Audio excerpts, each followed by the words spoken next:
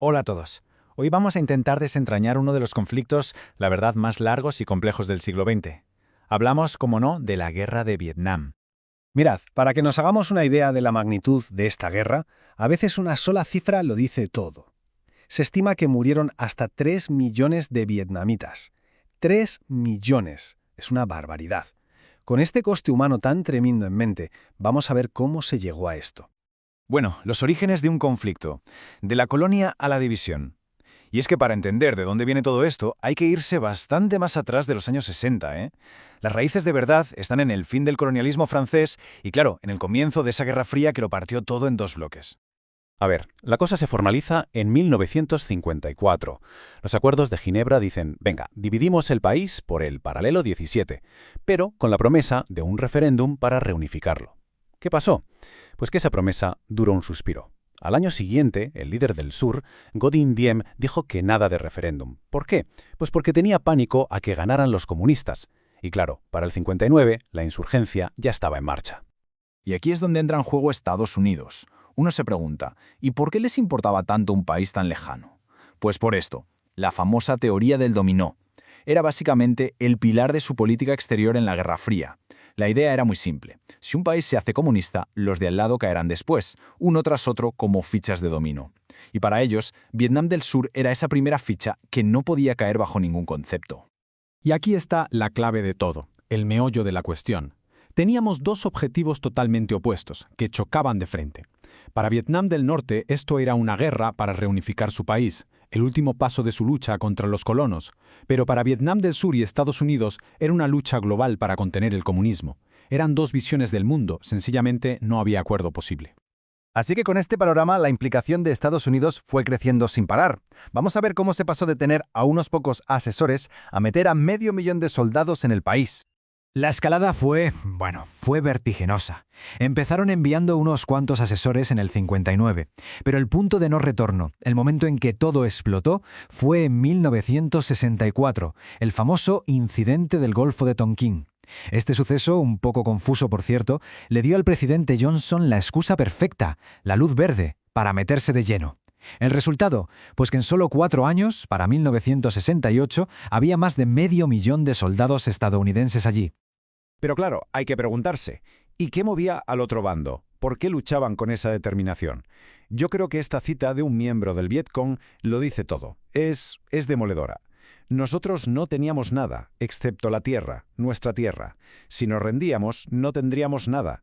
Para muchísimos de ellos no era una cuestión de comunismo contra capitalismo, era mucho más simple y más profundo. Era su tierra, y sentían que no tenían nada más que perder. Y estas diferencias se ven muy claras si comparamos a los dos ejércitos sobre el terreno. Por un lado, el ejército de Vietnam del Sur.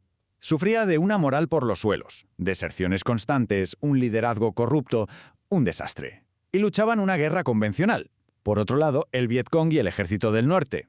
Una moral altísima, dispuestos a todo, con líderes que se preocupaban por sus hombres y sobre todo maestros de la guerra de guerrillas y los túneles. Y además contaban con un fuerte apoyo de la gente. El choque era total.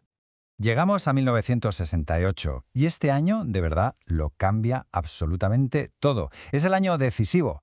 Hasta entonces, los generales americanos decían, estamos ganando, la victoria está a la vuelta de la esquina.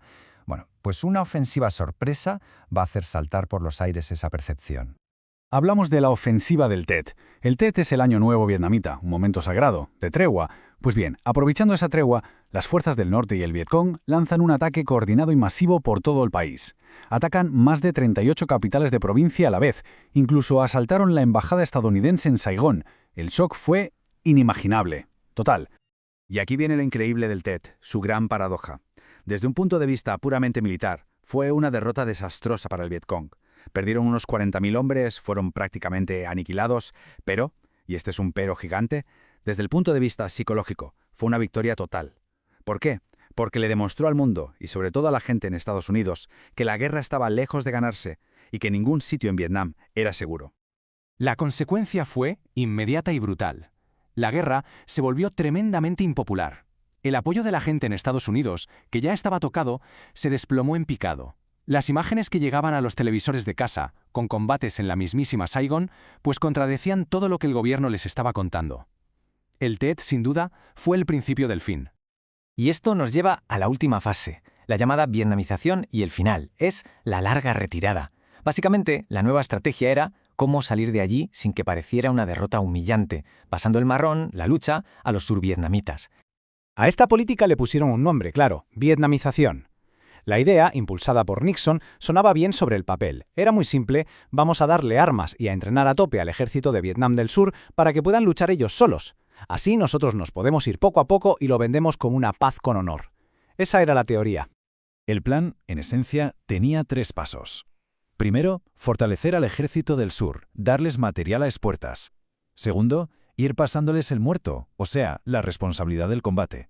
Y tercero, y más importante para la política interna, retirar a las tropas americanas de allí. Y así llegamos al desenlace. En el 73 se firman los Acuerdos de Paz de París. Parece que por fin se acaba. Las últimas tropas americanas hacen las maletas y se van. Pero la paz fue un espejismo, duró nada y menos. Solo 2 años después, en el 75, Vietnam del Norte lanza la ofensiva final. El ejército del sur, ya sin el apoyo aéreo americano que era vital, se vino abajo como un castillo de naipes. Y el 30 de abril de 1975, la imagen icónica, los tanques del norte entrando en Saigón. Se acabó. Y esto nos deja con la gran pregunta, la que se ha hecho todo el mundo durante décadas. ¿Cómo es posible que la mayor superpotencia militar del planeta no fuera capaz de ganar en un país relativamente pequeño como Vietnam? Vamos a intentar analizar por qué. Pues parece que fue una mezcla de muchas cosas. Un cóctel explosivo.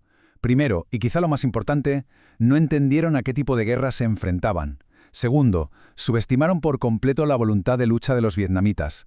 Tercero, el enemigo casi siempre decidía cuándo y dónde se luchaba. Si a eso le sumas que tu aliado, el gobierno de Vietnam del Sur, era corrupto e inestable, y para rematar, el factor decisivo, la guerra se perdió en casa. La opinión pública les dio la espalda. Mirad, esta cita de Robert McNamara, que fue secretario de Defensa y uno de los que diseñó la guerra, es brutalmente honesta y reveladora.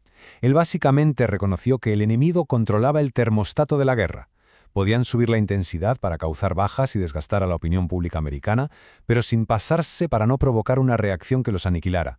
Era una trampa, un dilema estratégico del que Estados Unidos nunca supo salir. Y el legado de todo esto en Estados Unidos fue algo muy profundo, que se conoció como el síndrome de Vietnam, que es pues una especie de trauma nacional, una aversión muy fuerte a meterse en jaleos militares en otros países, una desconfianza total. Y esto marcó su política exterior durante décadas. Al final, todo esto nos deja con una pregunta que sigue resonando hoy en día. ¿Puede una superpotencia, con todo su poderío, perder una guerra? Vietnam parece demostrar que sí, que el poder militar y el dinero no lo son todo, no garantizan la victoria. O quizá la pregunta es otra. ¿Hay guerras que, simplemente por su propia naturaleza, no se pueden ganar?